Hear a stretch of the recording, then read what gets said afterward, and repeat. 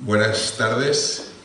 Vamos a empezar la actividad de hoy, de esta octava edición de la Semana de la Ciencia, y bueno, pues tengo el gran placer de presentaros a la ponente, que os va a hablar de algo que posiblemente igual os ha desconcertado un poquito, ¿no? El título, eso de parecerse a un gusano, ¿no? Vamos a ver en qué consiste. Bueno, pues para introduciros un poquito, muy brevemente, que conozcáis un poco mejor a la ponente, se llama Núria Flames Bonilla y ella es licenciada en Biología por la Universidad de Valencia en el año 2000. Posteriormente realizó su tesis doctoral en el Instituto de Neurociencias de Alicante, que es un centro mixto entre la Universidad Miguel Hernández y el Consejo Superior de Investigaciones Científicas. Después viajó un poquito y se fue a Estados Unidos, donde hizo una estancia postdoctoral de 6 años, trabajando en la Universidad de Columbia, en Nueva York, donde creo que adquirió su experiencia, ¿no? Trabajando con este animalito, ¿no? con este gusano. De hecho, su trabajo fue merecedor de varios premios, entre ellos el premio de la Michael J. Fox Foundation, de Rapid Response Innovation Award, o el NASRAD Joint Investigation Award. Es autora de numerosas contribuciones en publicaciones en su campo de trabajo, todas de gran nivel científico, publicadas en revistas de más alto índice de impacto en su campo. Como ejemplo, pues, cita publicaciones en revistas como Nature, como Cell. Actualmente dirige un grupo de investigación en la Unidad de Neurobiología del Desarrollo del Instituto de Biomedicina de Valencia. Y su interés científico se basa fundamentalmente en tratar de descubrir los mecanismos moleculares encargados de generar y mantener los tipos neuronales, algo que al parecer está relacionado con enfermedades como la depresión, el trastorno bipolar o la enfermedad de Parkinson. En este sentido, también fue merecedora de financiación para desarrollar un proyecto competitivo del tipo Startup Grant del Consejo Europeo de Investigación de la Unión Europea, dotado con unos 2 millones de euros, para investigar los mecanismos de regulación génica que generan neuronas serotonérgicas y su relación con las enfermedades mentales. Como he comentado, hoy en principio yo creo que trataré de explicarnos cómo es posible que para investigar todas estas cuestiones tan relevantes y tan importantes para la salud mental de los seres humanos, sea de utilidad estudiar un sistema nervioso de un animal como un pequeño gusano que tan solo cuenta con unos pocos cientos de neuronas en su sistema nervioso. Y nada más, os dejo con Núria.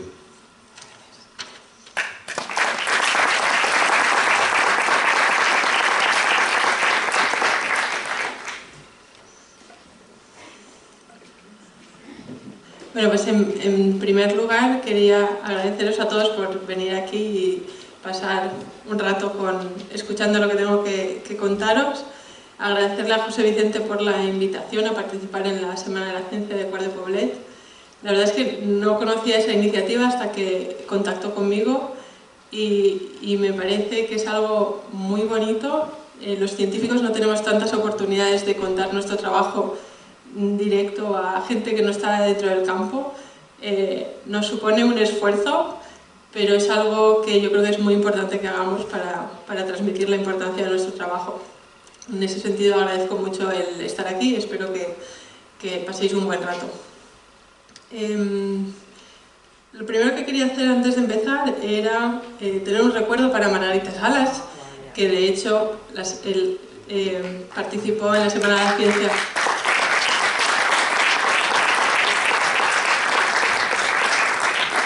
Que sé que tiene una calle con su nombre aquí en Quart de Poblet, además por votación popular. Participó en la Semana de la Ciencia en la edición pasada y lamentablemente falleció la semana pasada.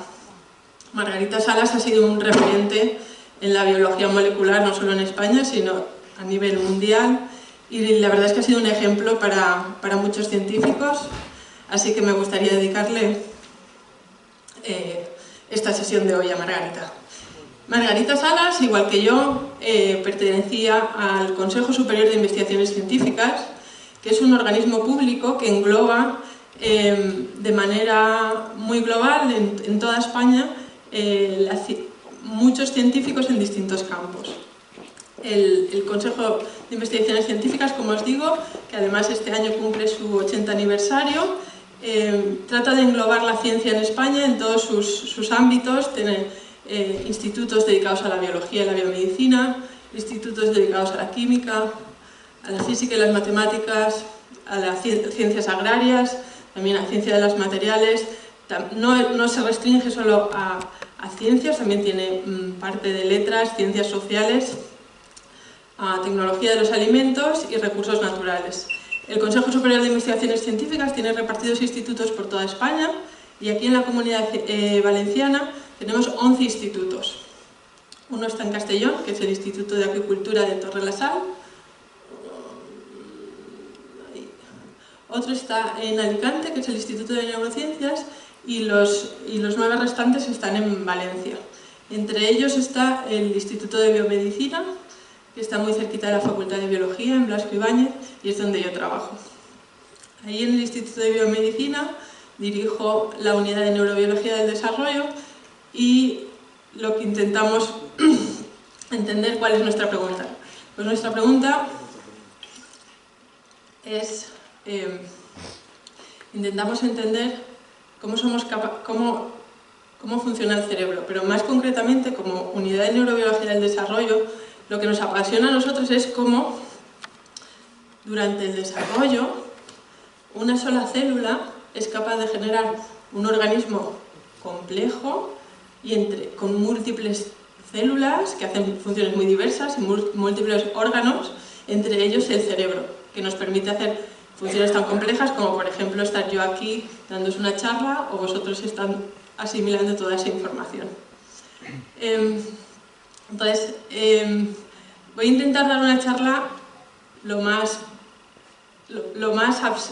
con los menos términos científicos posibles. Si se me escapa algo o si en algún momento hay algo que no entendéis bien, a mí no me importa para nada.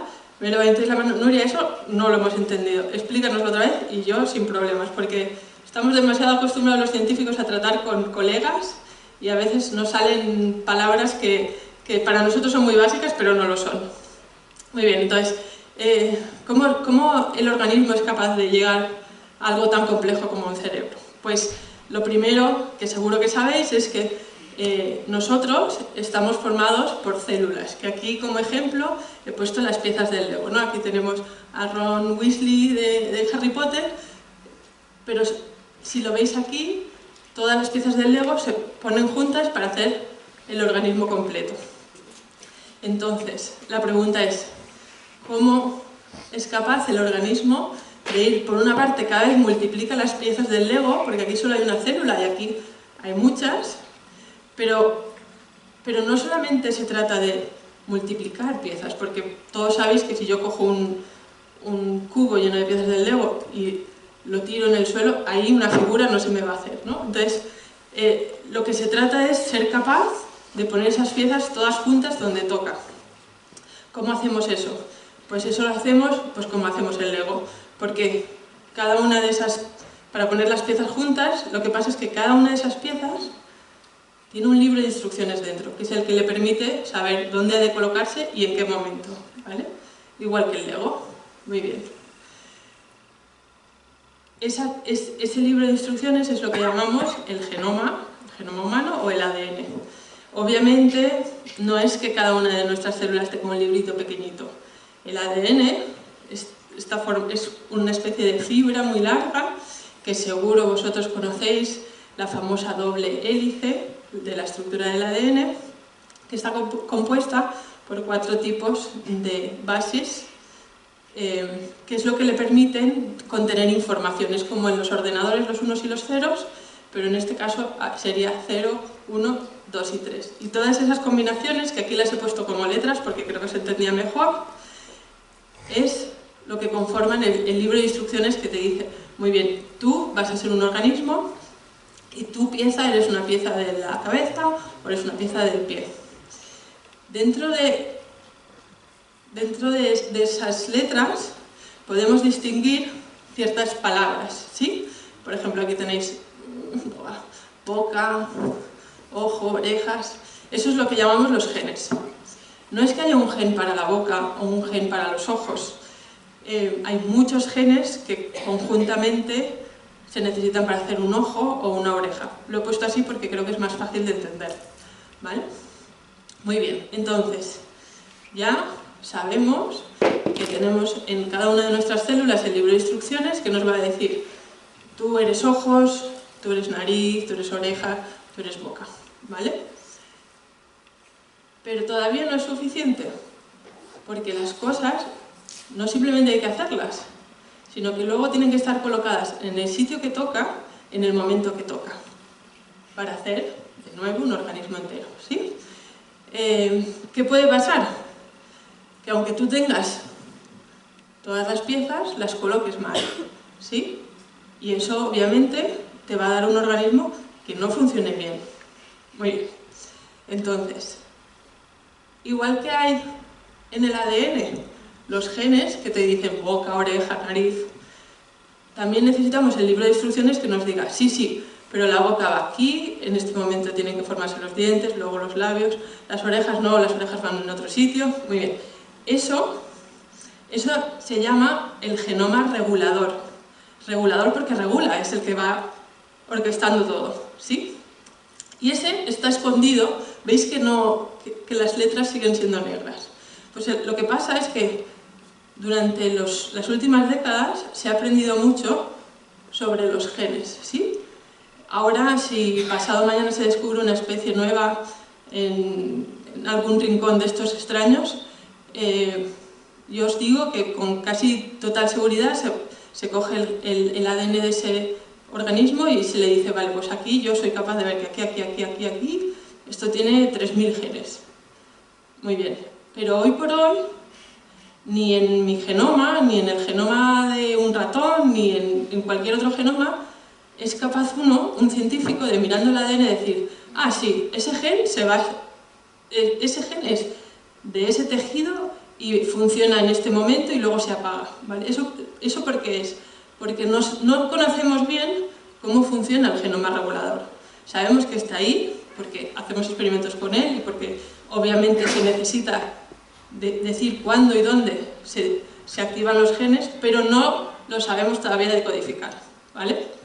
Entonces, en mi laboratorio, nuestra obsesión particular es intentar entender mejor, intentar empezar a encontrar reglas que nos permitan entender el genoma regulador, ¿vale? Con una visión centrada en el neurodesarrollo y en cuál es el genoma regulador que dice: tu neurona, las neuronas son las células del cerebro, tu neurona tienes que ser de este tipo, ahora tienes que proyectar a esa región, hacer este neurotransmisor, etc. ¿Vale? ¿Y por qué es importante conocer el genoma regulador? Pues,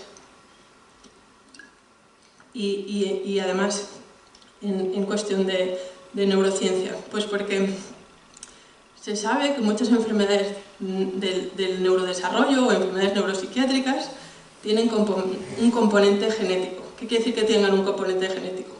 Quiere decir que independientemente del ambiente que tú tengas, tienes una predisposición a padecer esa enfermedad. Y aunque se sabe que hay un componente genético asociado, o sea, que está en nuestro ADN, no se conoce ese componente cuál es. Y lo que se está viendo en estos años es que muchas veces el componente genético de estas enfermedades está precisamente en el genoma regulador, que no funciona bien, entonces las cosas sutilmente no están donde deberían, o en el momento que deberían, ¿sí?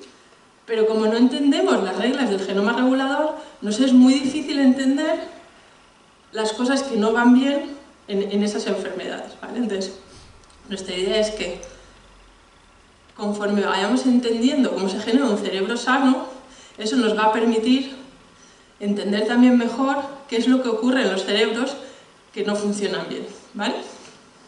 Muy bien.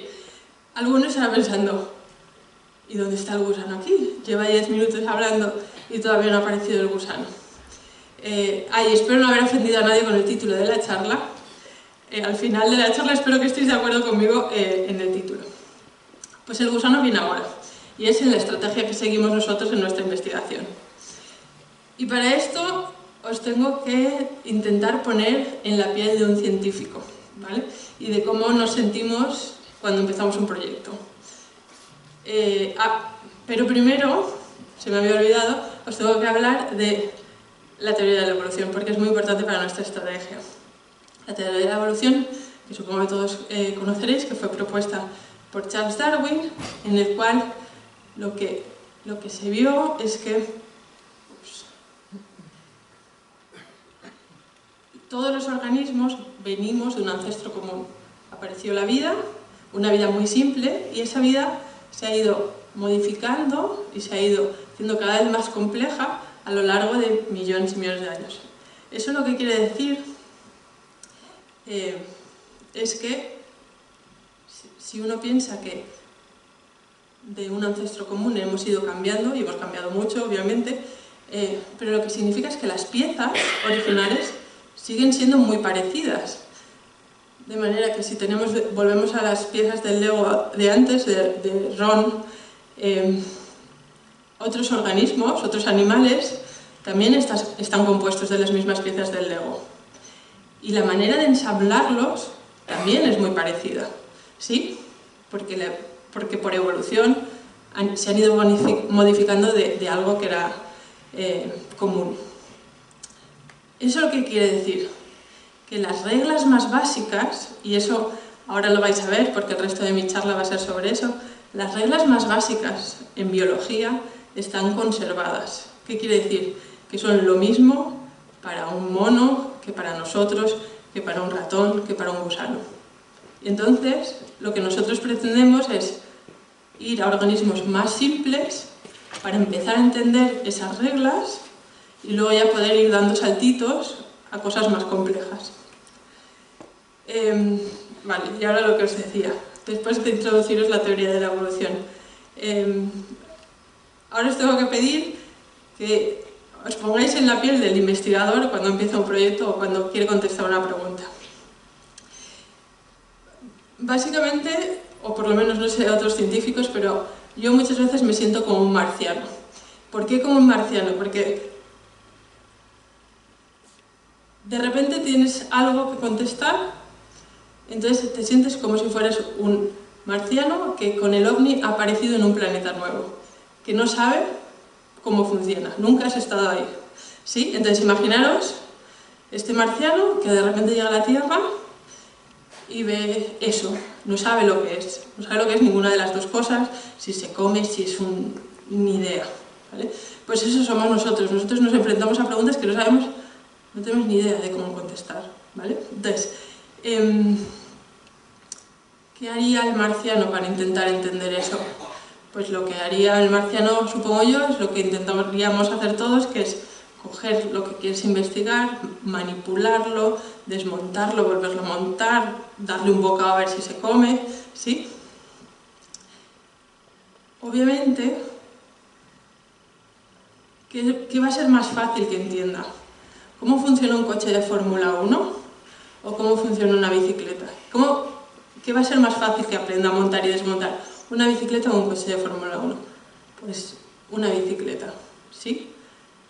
Obviamente, que conozcas una bicicleta no te dice cómo funciona un coche de Fórmula 1, pero es un primer paso, ya ves las ruedas, la transmisión, los pedales, es un primer paso para luego decir, vale, ahora ya esto ya sé que sirve para moverse.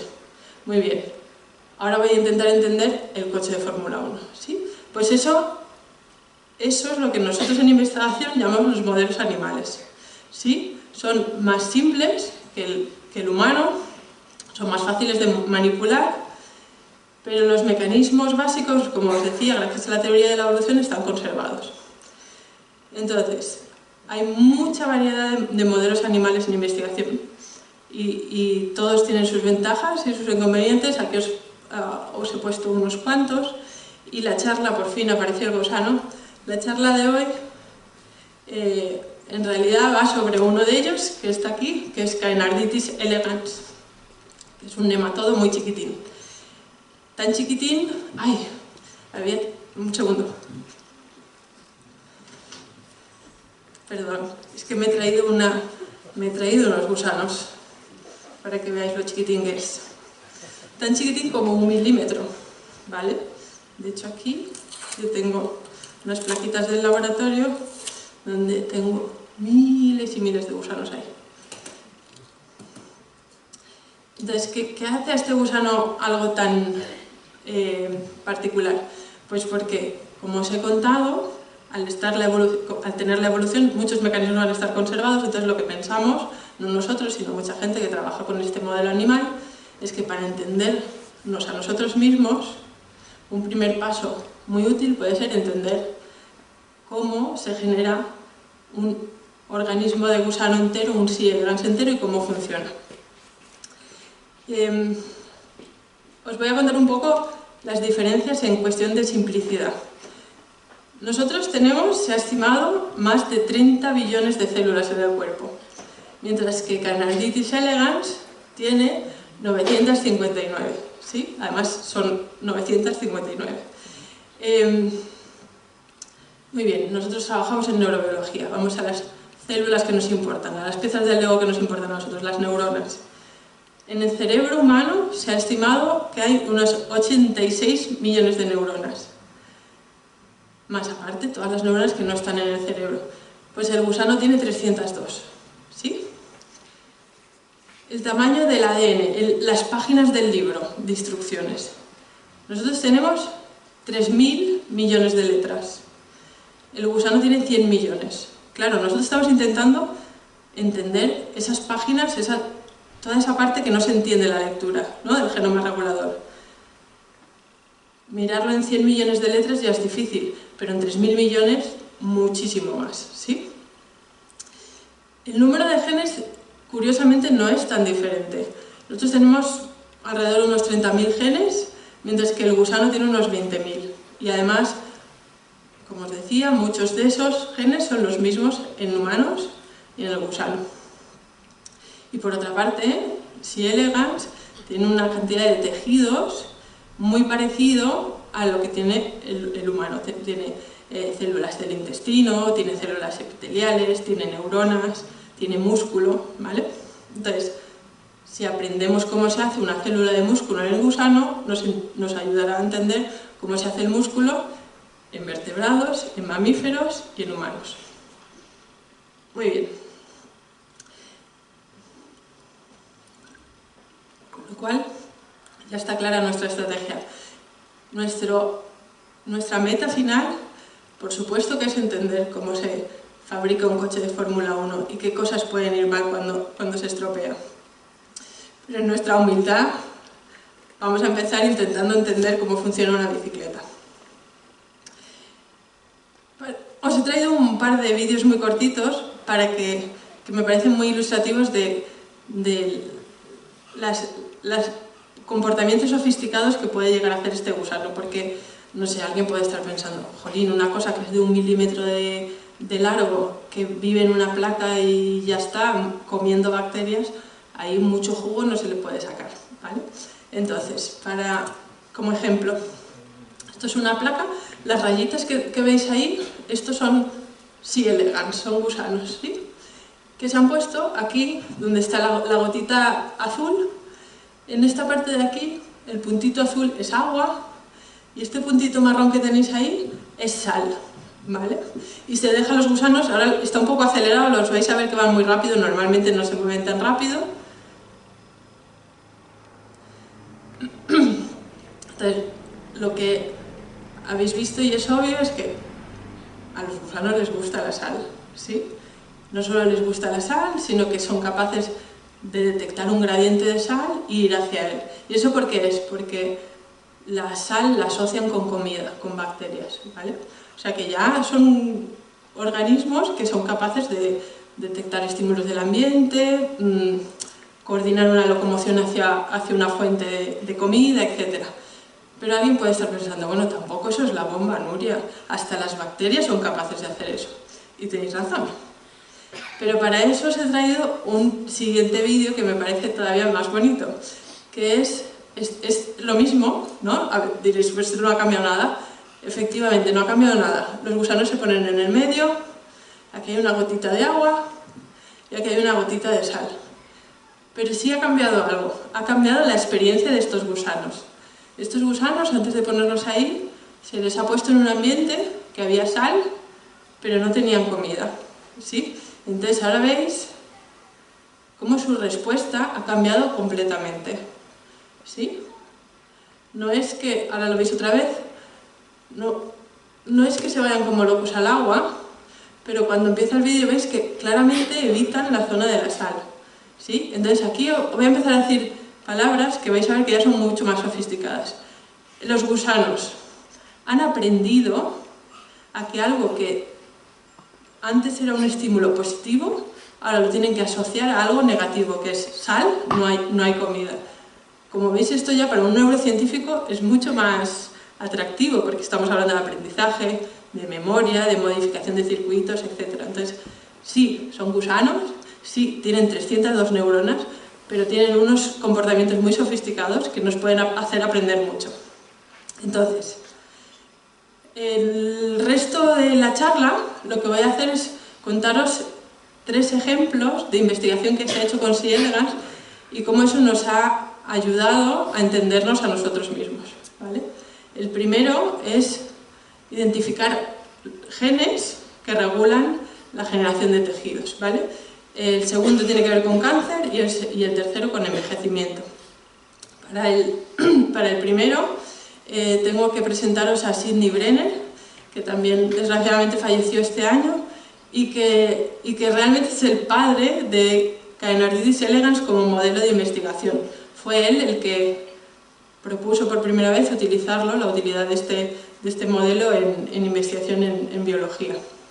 Entonces, una de las primeras cosas que hizo Sidney Brenner y sus colaboradores fue coger gusanos y tratarlos con un producto químico que generaba mutaciones al azar, ¿sí? Como estos cancerígenos. No comas eso que es cancerígeno, ¿no? Vale, pues él lo hacía adrede, cogía un producto que generaba mutaciones al azar, ¿vale? Y luego miraba la descendencia. Las mutaciones se segregaban, él no sabía dónde estaban, pero lo que miraba era fenotipos. Fenotipos es algo que sea diferente al normal, ¿sí? Entonces aquí tenéis un gusano salvaje que no le he tratado con producto químico y se va moviendo por la placa. Entonces Sidney Brenner y sus colaboradores se dedicaron a coger todo aquel mutante que veían diferente, que veían raro. Por ejemplo, os traigo algunos ejemplos. Y les ponían un nombre muy estandarizado, 3 letras y un número. Este de aquí veis que se mueve fatal, parece un acordeón, ¿verdad? No va ni para adelante ni para atrás. Ay, perdón. ¿Sí? Luego tenían otros que se movían raro. Este de aquí sí que se mueve, pero se mueve dando vueltas. Iban recogiendo cualquier cosa que se salía de la norma, ¿vale? Por ejemplo, habían otro tipo de mutantes que les llamaban dumpies, que eran como enanitos así cortitos. No es que sea un bebé gusano, ese gusano es mutante y no crece más, ¿vale? Entonces estaréis pensando, bueno, ¿y qué utilidad? Es que parece un circo de animales raros, pero ¿qué utilidad puede tener esto en biología? Pues la utilidad fue muy grande porque realmente lo importante venía ahora.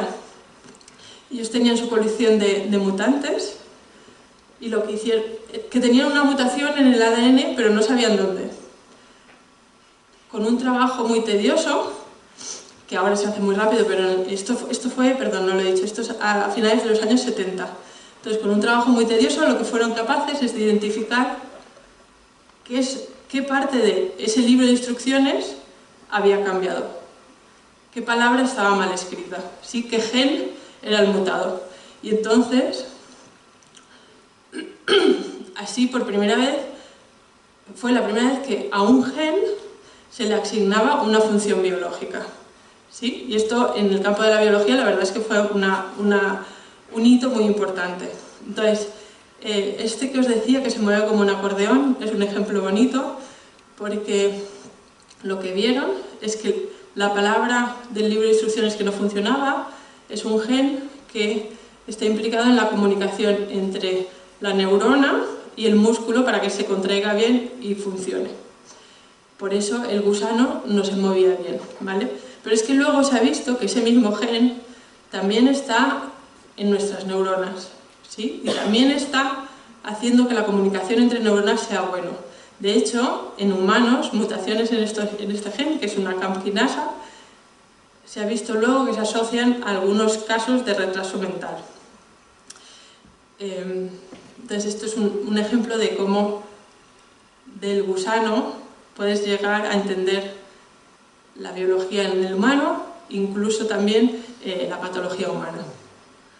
El siguiente ejemplo tiene que ver con el cáncer y también es un ejemplo bonito de cómo en ciencia nunca sabes lo que te espera.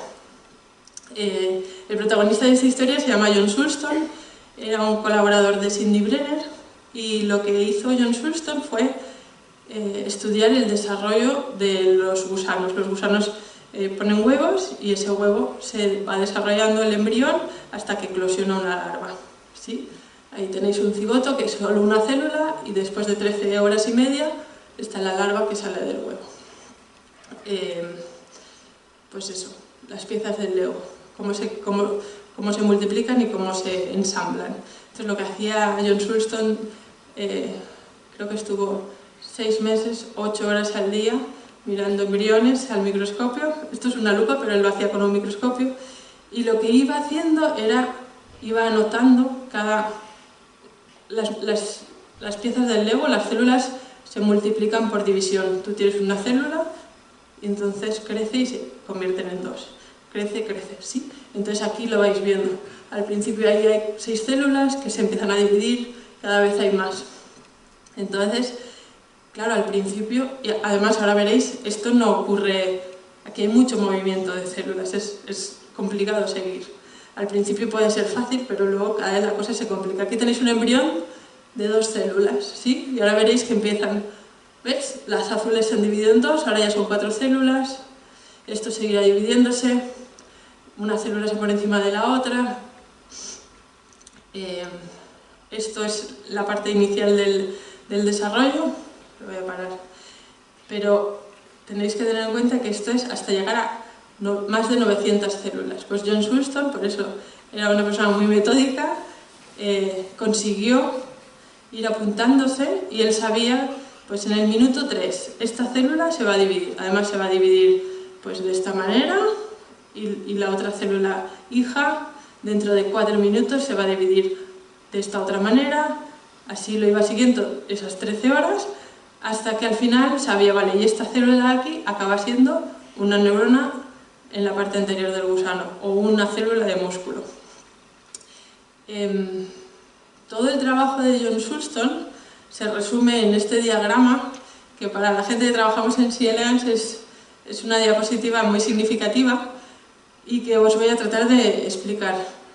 Lo que tenéis en el eje de la Y es el tiempo, ¿sí? Arriba que pone cigoto, ahí es cuando John Sulston se sentaba en el microscopio y es un huevo de una sola célula.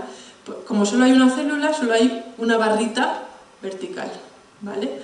Conforme va pasando el tiempo, esa célula se divide en 2, que es cuando hay una línea en horizontal es porque se ha dividido en 2. Y ahora ya veis 2 barritas verticales, ¿sí? Por eso conforme vais bajando, cada vez hay más barritas verticales, ¿sí? Y eso es exacto, o sea, ahí pone tiempo, pero yo lo podría poner en minutos y sabríais perfectamente. Y luego él sabía decirte, esto van a ser células del hipodermis, lo que está en rojo son neuronas, eso es células de la gónada, etc. Entonces, ¿cómo es posible que John Sulston hiciera esto, aparte de por su paciencia infinita? Eso es porque el desarrollo en el gusano está totalmente estereotipado. Si lo que se divide en el minuto 3 hoy, mañana se divide en el minuto 7, John Sulston no lo podría haber hecho. O si lo que hoy da un músculo, mañana da una neurona en otro embrión que yo miro, John Sulston se hubiera vuelto loco y hubiera dicho, no, esto no se puede hacer. Pero en el gusano siempre ocurren las mismas cosas en los mismos momentos, por eso pudo hacer este linaje, ¿vale? Y una observación muy importante que hizo John Sulston fue que cuando hacía el linaje, ¿no? Y por ejemplo esto va a ser una neurona, marcaba con cruces porque a veces encontraba una célula que de repente se ponía redondita, redondita como una pompa de jabón y desaparecía. y ya no era nada, ¿sí? Por eso lo marcaba con una cruz. Hasta aquel entonces no se había descrito nada que estuviera programado a morirse, ¿sí? Porque eso es así. Aquí cada célula está programada a ser músculo neuronal tal, pero las de la crucecita no, las de la crucecita es que estaban programadas para morirse y siempre se morían las mismas y en el mismo momento, ¿sí? Entonces, como eran muy listos, John Shuster acuñó un término nuevo. Nadie en ese momento había pensado que la muerte podía estar en nuestro libro de instrucciones, en el ADN, y le llamó muerte celular programada, o también llamado apoptosis. ¿Sí? Eso, que a lo mejor no os parece algo tan relevante, en aquel entonces fue una revolución, porque como os digo, la muerte se consideraba algo cuando las cosas no funcionan bien, cuando una célula está muy vieja, hay necrosis y se muere, pero no es algo que esté programado en los genes. Y viene John Shuster y dice, no, es que la muerte está programada, es que esa célula sabía que tenía que morirse en este momento. Entonces, si ahora lo juntamos con lo que hacía Sidney Brenner de los screens, de decir, voy a mirar qué genes son responsables de hacer algo, ¿no? De hacer músculo, de hacer sinapsis, lo que hicieron, y en este caso fue Bob Horvitz, en colaboración con John Shuster, dijo, vale, pues ahora vamos a hacer, si la muerte está programada y está en el ADN, entonces tienen que haber genes que estén haciendo que esa célula se muera. Podemos hacer lo mismo, un screen en el que yo al gusano lo trato con un producto químico y busco, pero ahora ya no busco que se muevan mal, busco gusanos mutantes para la muerte, ¿sí? Y eso lo hicieron y consiguieron identificar los genes que regulaban la apoptosis, la vía de la apoptosis. Por supuesto, luego se ha visto que la apoptosis no es algo particular del gusano. La apoptosis es algo fundamental en el desarrollo de prácticamente todos los animales. Este es un ejemplo muy visual de cómo las células de la membrana interdigital han de morirse para que podamos mover bien los dedos, si no nacemos con los dedos fusionados, pero hay mucha muerte, por ejemplo, en el cerebro en el desarrollo, las neuronas generamos muchas más y se han de morir, etc. La apoptosis es fundamental en el desarrollo, pero no solo es fundamental en el desarrollo, sino, como siempre, esto es el yin y el yang. Los procesos son necesarios para hacer un organismo funcional y si van mal generan patologías. Pues mutaciones en esos mismos genes que en el gusano controlan la muerte están asociadas con el cáncer y con los tumores, porque son genes o protooncogenes o genes supresores de tumores, ¿vale? Así que me encanta poner esta diapositiva. A Sidney Brenner, a Bob Horvitz y a John Shuster, a los tres, en el 2002, por sus trabajos por poner a punto el modelo de C. elegans, por sus trabajos en el linaje y por la identificación de la apoptosis y de los genes que la regulan, les dieron el Premio Nobel de Medicina. Y el último ejemplo del que os voy a hablar es los estudios de envejecimiento que se han hecho utilizando C. elegans y que están liderados, aunque hay muchos investigadores utilizando C. elegans para estudios de longevidad, han estado mayormente liderados por Cynthia Kenyon, que trabaja en California. Porque supongo que para vosotros ahora, ya que sois expertos de C. elegans, no es ninguna sorpresa, pero los gusanos también envejecen igual que lo hacemos nosotros.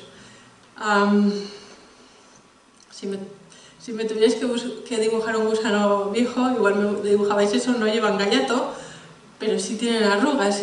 Si yo os muestro esta foto sin ponerlo de arriba de gusano joven y viejo, nadie hubiera fallado quién es el joven y quién es el viejo, ¿sí?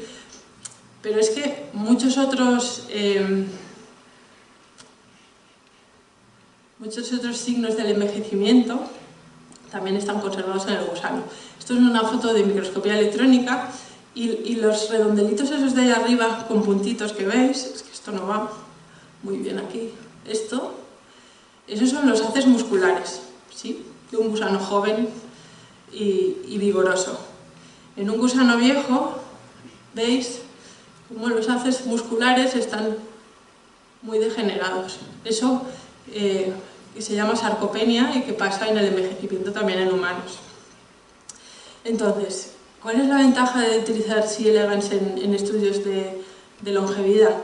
Pues muy fácil. La vida media estimada en España es alrededor de 63 años, para un ratón son unos 2 años y para un gusano son 30 días. Para un investigador eso es fundamental. Si tú quieres ir modificando, haciendo screens y tienes que esperarte 3 años para ver si vas por buen camino o no, no es lo mismo que si te tienes que esperar un mes, ¿sí? Entonces, lo que hizo Cynthia Kenyon, como ya os podréis imaginar, es la misma estrategia de las mutagénesis en los gusanos. Cogió un gusano, si el envejecimiento ocurre en todos los organismos y ocurre de la misma manera, probablemente también esté en nuestro libro de instrucciones, también está en el ADN. De manera que yo puedo buscar, con mi estrategia de mutar al azar, gusanos que no envejezcan tan rápido como los normales. Pues eso hizo. Voy a mutagenizar y ahora busco gusanos que viven más tiempo e identifico que he cambiado en el libro de instrucciones, en el ADN. Y entonces aquí os muestro un ejemplo. Esto es una curva de supervivencia. Empezamos aquí en el primer día con 100 gusanos, ¿no? Porcentaje de supervivencia, pues los 100 están vivos. Y conforme van pasando los días, van muriendo, por eso va bajando, hasta que a los 30 días ya ninguno ha sobrevivido, ¿sí? Pero es que Cynthia Kenyon encontró algunos mutantes que vivían mucho más tiempo, incluso después de 2 meses aún tenía gusanos vivos. Lo mismo, muy bien, ahora lo importante es saber qué ha cambiado ahí en el libro de instrucciones. Y lo que vio es que eran mutantes que bloqueaban la vía de señalización por insulina, el IGF. Luego, a posteriori, se ha visto también que mutantes en esta misma vía, en la mosca de la fruta, en Drosophila, o en ratones, o incluso en perros, también hacen organismos más longevos. De hecho, esto yo no lo sabía, pero hay perros grandes y perros pequeños, eso sí lo sabía, pero los perros pequeños viven más tiempo, y eso es porque tienen una mutación en esta vía, en la del IGF, de manera que eso les hace ser más pequeños, pero también más longevos, ¿sí? Entonces, se acabaron los ejemplos. Espero que con estas pinceladas del estudio de C. elegans os haya convencido de que realmente es útil entender un poco más un organismo tan pequeñajo de 1 milímetro y que come bacterias, que eso nos ayuda a entender mejor nuestra biología y también patologías que nos afectan. Antes de acabar, y porque los científicos no tenemos mucho la oportunidad de hablar directamente con gente que no es del campo, me gustaría dejaros con 4 reflexiones, si puede ser. Una, yo creo que esta charla es un buen ejemplo de la importancia de la investigación básica. Estudiar un gusano. ¿Y eso para qué sirve? Pues sirve para identificar funciones de genes implicadas en retraso mental, sirve para entender mejor el cáncer, sirve para saber qué nos hace envejecer y podría seguir. Sirve para entender neurodegeneración, sirve para entender cardiopatías, etc. ¿Vale? La ciencia y la investigación es creatividad y uno no tiene que estar cerrado a solamente hay que investigar para curar. Es un camino lento y investigar un gusano te puede llevar a una meta final muy aplicada. Luego, esto me sorprendió porque hablando con gente, hay mucha gente que igual no es consciente de esto, pero la ciencia, aparte de que yo soy como miembro de un organismo público, mi sueldo lo paga el contribuyente, pero mi ciencia también, o sea, todo el dinero que yo necesito para pagar a la gente de mi laboratorio o para los reactivos, que suelen ser muy caros, todo eso se paga a través del dinero del contribuyente. Dependemos absolutamente del dinero del gobierno, ¿vale? Entonces, por eso es importante que se sepa que sin presupuestos para ciencia no podemos trabajar, porque no podemos sacarlo de otro sitio. Estoy tremendamente convencida de que la ciencia no es un lujo, la ciencia debería ser una prioridad porque, como veis, aparte de los beneficios del conocimiento, pero también es una fuente de riqueza, y en la Semana de la Ciencia no solo se habla de biología, sé que se habla de química, de tecnología, un montón de cosas que mueven la economía de un país. De hecho, por ejemplo, en China, eso es muy curioso, cuando yo empecé la tesis, hace ya unos cuantos años, China, científicamente en biología, era una potencia que muy mediocre. En estos últimos años han puesto una cantidad de dinero, han formado a gente que se ha ido a Estados Unidos y que ahora han vuelto y se están poniendo a la cabeza también en ciencia.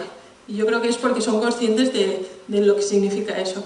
Y luego, ya la última reflexión, necesitamos científicos. He visto gente muy joven por aquí, que probablemente aún hasta tengan que decidir qué carrera quieren estudiar.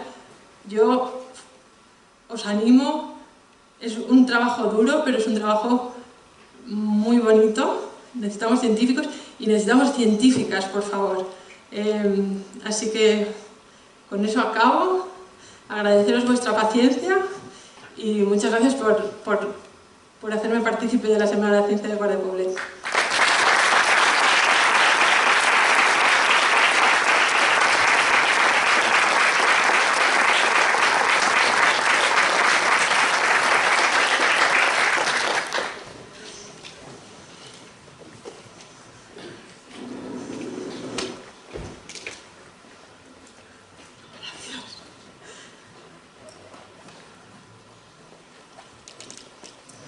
Muy bien, muchas gracias, Nuria, y nada, felicitarte por la charla, porque yo creo que ha sido, se ha notado más el esfuerzo que has hecho por comunicar de una manera, pues yo creo que lo entendamos todos, y yo creo que ha sido así, no sé si estáis de acuerdo. Ahora abriremos pues, un turno de preguntas y espero que tengáis muchas preguntas que hacerle a Nuria.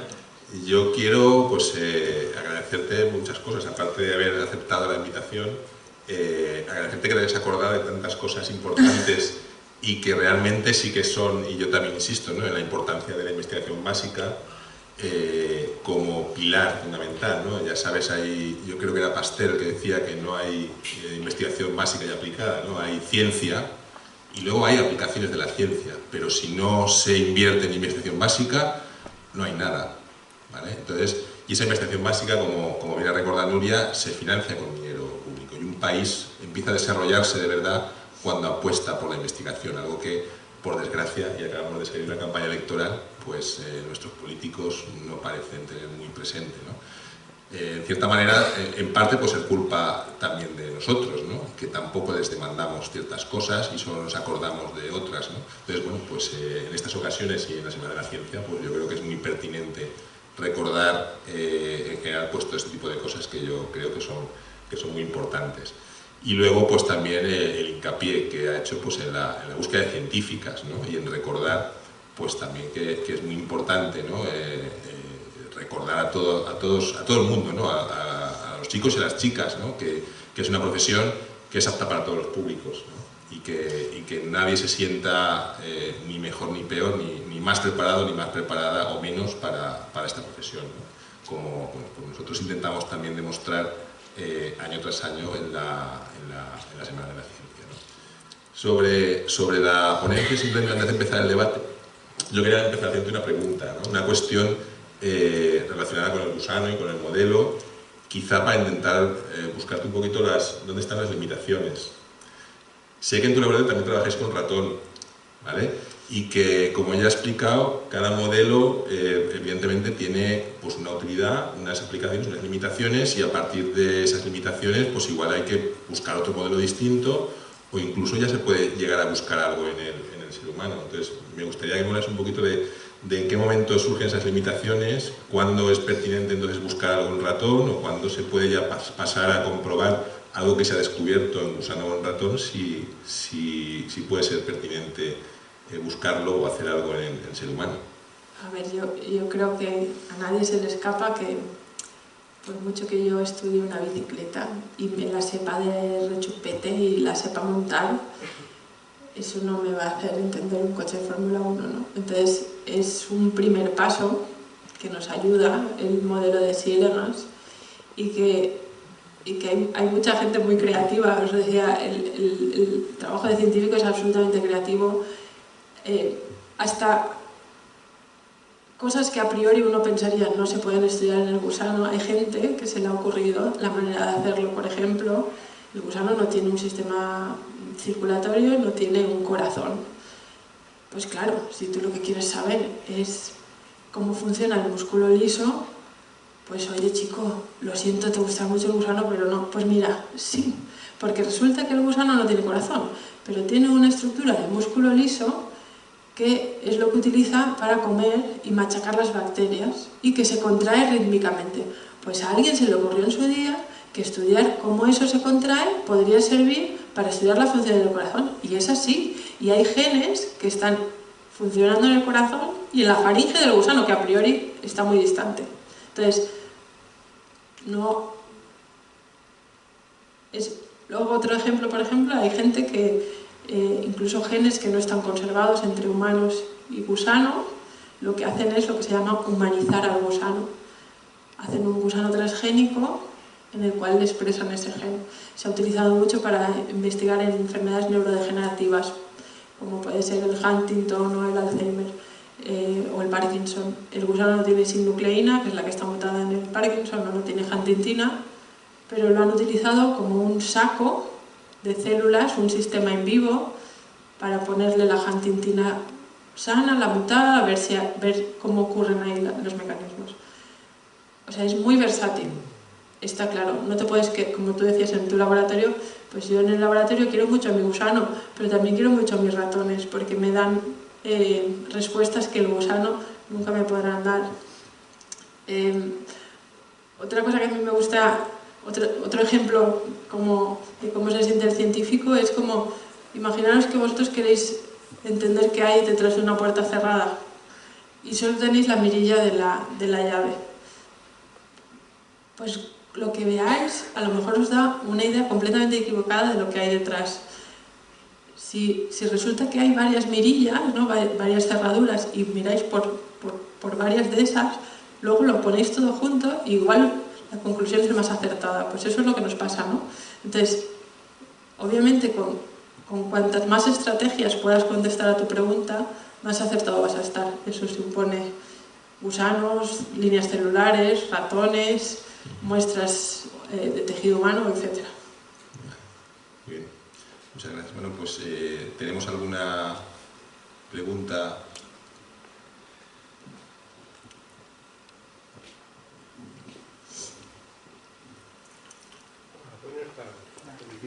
La charla. Gracias. Yo me queda un poco patidifuso de lo que nos ha dicho Plata. Y si al mismo tiempo se ha estudiado el por qué los humanos somos unos blancos, otros negros y otros amarillos. Pues si habían estudiado algo al paso de eso, el por qué tenemos todos diferentes historias. Y las células se retroalimentan. Muchas gracias. El por qué unos somos blancos y unos Sí, amarillos. se han estudiado eso, si se ha investigado eso. En el gusano no, pero sí, en general. Sí, en general. Bueno, yo no soy experta de esto, pero las estirpes humanas tienen distintas variedades. Tú y yo tenemos los mismos genes, pero las letras exactamente no son las mismas, ¿sí? Tenemos pequeñas variedades. Pues si te comparas con un chino o con un africano o con un noruego, esas letras van a ser más distintas todavía. Entre ellas, las que controlan, por ejemplo, el pigmento de la piel. ¿Sí? Sí, mire, ¿Y si las células se retroalimentan? Sí, ellas mismas se retroalimentan por cuando se parten, y esas historias que he contado de que se hace 80 o 90 pedazos.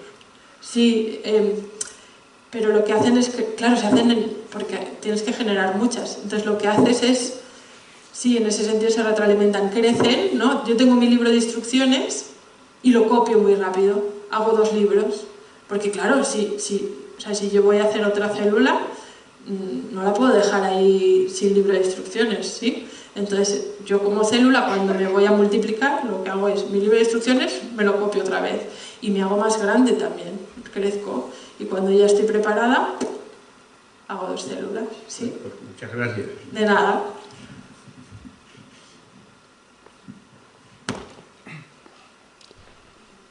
¿Más preguntas? Sí, yo quería saber si en el laboratorio utilizáis CRISPR para hacer mutaciones en los gusanos. Sí, lo usamos, porque, bueno, esto ha sido ya palabras mayores. CRISPR es igual muchos lo conocéis, igual no, porque es muy novedoso. CRISPR es una tecnología que te permite, son como unas tijeras muy dirigidas que te permiten ir a la hoja que quieres del libro de instrucciones, del ADN, cortar, quitar, poner una palabra que tú quieras, ¿vale? Ha revolucionado el campo de la biología en muy poco tiempo porque es mucho más preciso y más rápido de lo que se hacía antes. Porque eso es verdad, la ciencia va muy de la mano de la tecnología. Las preguntas muchas veces están ahí, pero no tenemos la tecnología para contestarlas. Y tienen que pasar años y años hasta que de repente está la tecnología y nos permite hacerlo, ¿no? Entonces hay cosas que como que te van haciendo avanzar poquito a poquito, y luego hay veces que hay cosas revolucionarias, como ha podido ser el CRISPR, que además se aplica en muchos organismos. Y sí, en el laboratorio lo utilizamos y realmente funciona muy bien.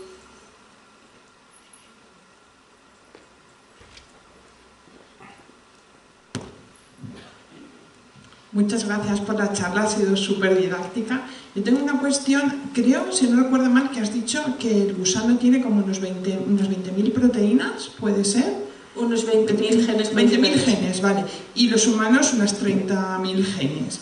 ¿Qué porcentaje se comparte? Creo que no lo has comentado. No lo he comentado, pero es muy buena pregunta.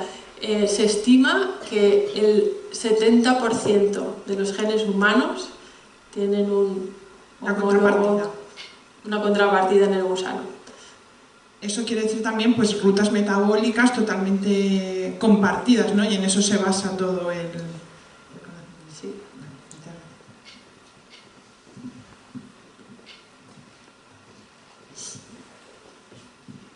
Quería yo preguntar dónde viven los gusanos y de qué comen. Sí, eso tampoco lo he contado, pero es que era demasiado. Claro, los gusanos nosotros los tenemos en placas de agar en el laboratorio comiendo bacterias. Obviamente esto no es real. Estos gusanos se pueden aislar por todo el mundo. Normalmente están en bosques, en fruta podrida, ¿sí? Lo que comen son básicamente bacterias o levaduras, y ahí es donde viven. No son parásitos. ¿Es comestible ese gusano? Comestible. Es comestible. No, te lo digo porque hay veces las peras tienen gusanitos. Tienen gusanos, cuando las abres, las peras tienen gusanos, normalmente las manzanas luego no, pero las peras sí las he visto yo, maduras tienen gusanos. Pero muy chiquitines, cuando apenas se ven. Y yo me los he comido y no me ha pasado nada. Yo le digo una cosa, yo estoy convencida que me he comido más de uno en el laboratorio sin darme cuenta. Bueno, pues muchísimas gracias. No me ha pasado nada, pero muy sabrosos no deben de ser. Hola. Hola. Yo te quería preguntar si comer bacterias tiene alguna aplicación en medicina cuando hay una infección bacteriana en el organismo. Lo veo complicado, porque igual acaba o va a ser eliminado por el sistema, o al final igual vas a acabar con un problema mayor del que tienes. Porque podría producir una alergia. Sí, o sea, yo creo que, por ejemplo, lo que decíamos, si me como el gusano no va a resistir en el intestino, pero no sé si a lo mejor si lo pones en sangre, qué es lo que pueda pasar, pero si se come la bacteria pero está tan feliz que al final tienes una infección por bacterias por el gusano, pues igual acabas creando otro problema. Desde luego, yo no creo que se haya usado nunca para eso. Y otra pregunta. Has hablado del genoma regulador. ¿Una persona que nace con pies zambos viene del genoma ya genético de por sí o el sistema regulador tiene algo que ver ahí? ¿Con pies zambos? Zambos, sí, por ejemplo, que es una malformación. La verdad es que no sé exactamente, o sea, dependiendo de cada patología puedes tener o una mutación en lo que es el gen o en el genoma regulador. Y en el caso ese concreto no lo sé, pero incluso una misma patología la puedes generar de varias maneras, que eso pasa mucho.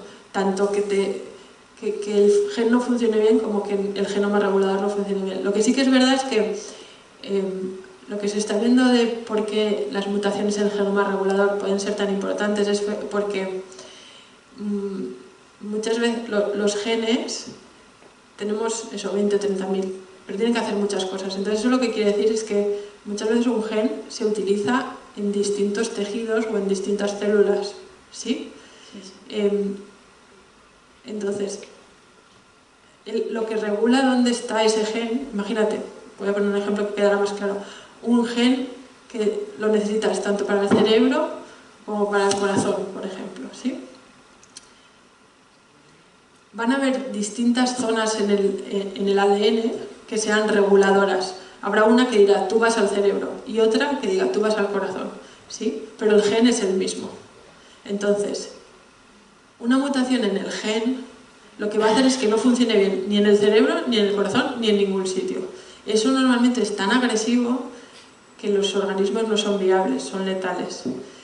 Una mutación en el genoma regulador lo que puede hacer es decir, el del corazón funciona bien, pero como tengo una mutación en el del que me dice tengo que estar en el cerebro y no me expreso lo suficiente, o sea, no estoy lo suficiente o estoy cuando no toca, genero un organismo que es imperfecto pero es viable.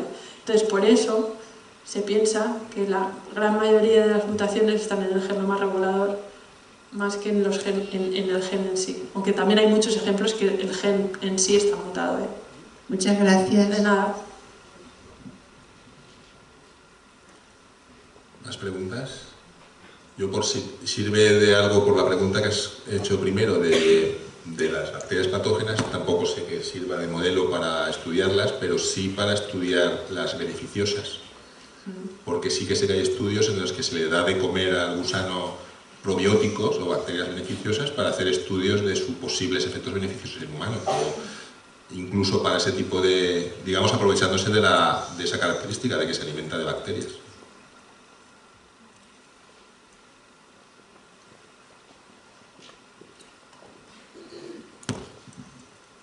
Y al hilo de este último comentario también me gustaría decir que el gusano no solo come bacterias, lo podemos engañar en el laboratorio y se le puede dar de comer alimentos camuflados, digamos, con las bacterias.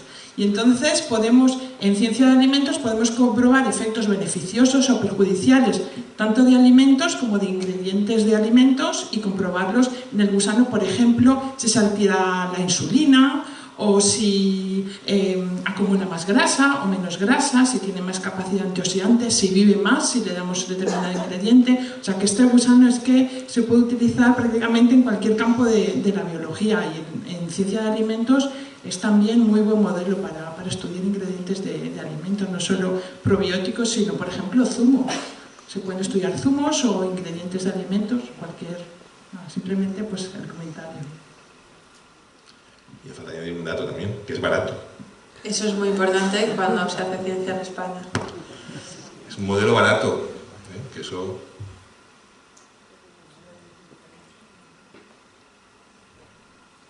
¿No hay más preguntas? ¿Sí?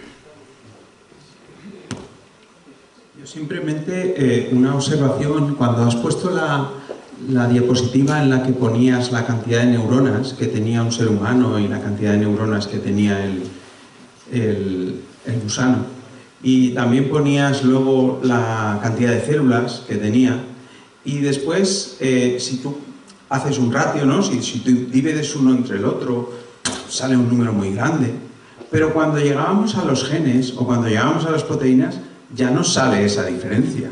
Sí. Realmente eso lo que a lo mejor nos indica no es que la complejidad de la vida, digamos, multicelular, llega un momento que hay unos mínimos ahí.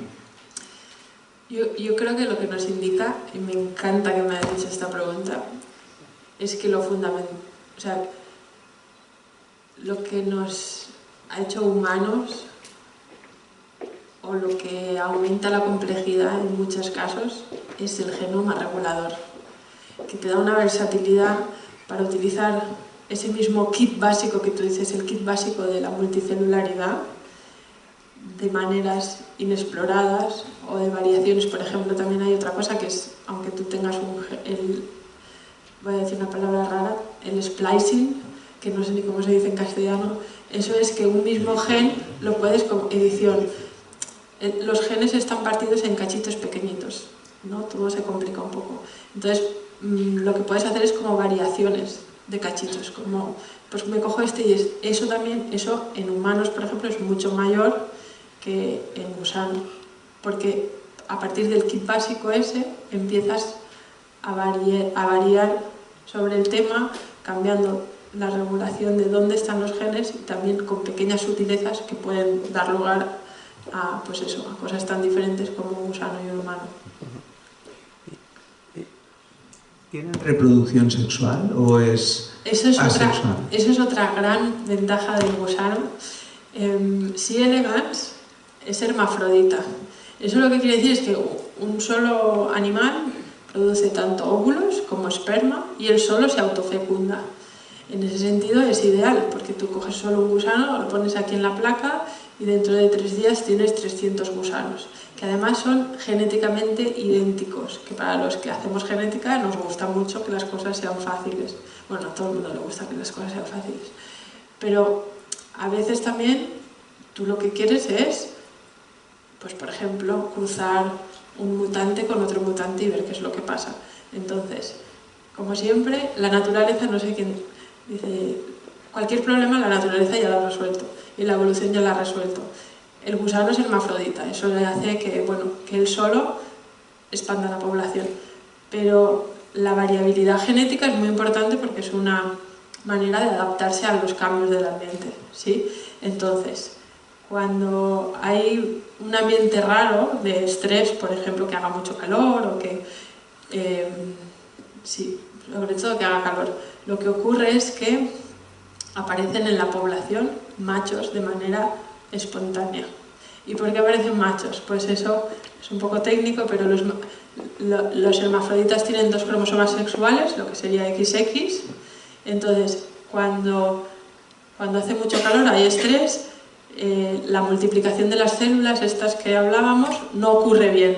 Las cosas empiezan a funcionar mal. Y eso es una llamada de alerta de decir, aquí pasa algo, vamos a adaptarnos a los cambios. Entonces lo que ocurre es que a veces las células, cuando se dividen, uno de los cromosomas X no entra. Y entonces aparece un organismo que es X0. Ese X0, que solo tiene un cromosoma X sexual, se desarrolla como un macho, hace esperma y eso va a buscar hembras por ahí, hermafroditas, y las fecunda. Y eso hace que de repente lo que todo era genéticamente idéntico empieza a haber variabilidad. Eso que la evolución lo ha hecho para adaptarse a los cambios de la naturaleza, en el laboratorio lo hacemos de manera forzada para hacer nuestros cruces. Muy bien. ¿Alguna pregunta más? Bueno, pues si no hay más preguntas, pues volver a agradecerte tu presencia aquí.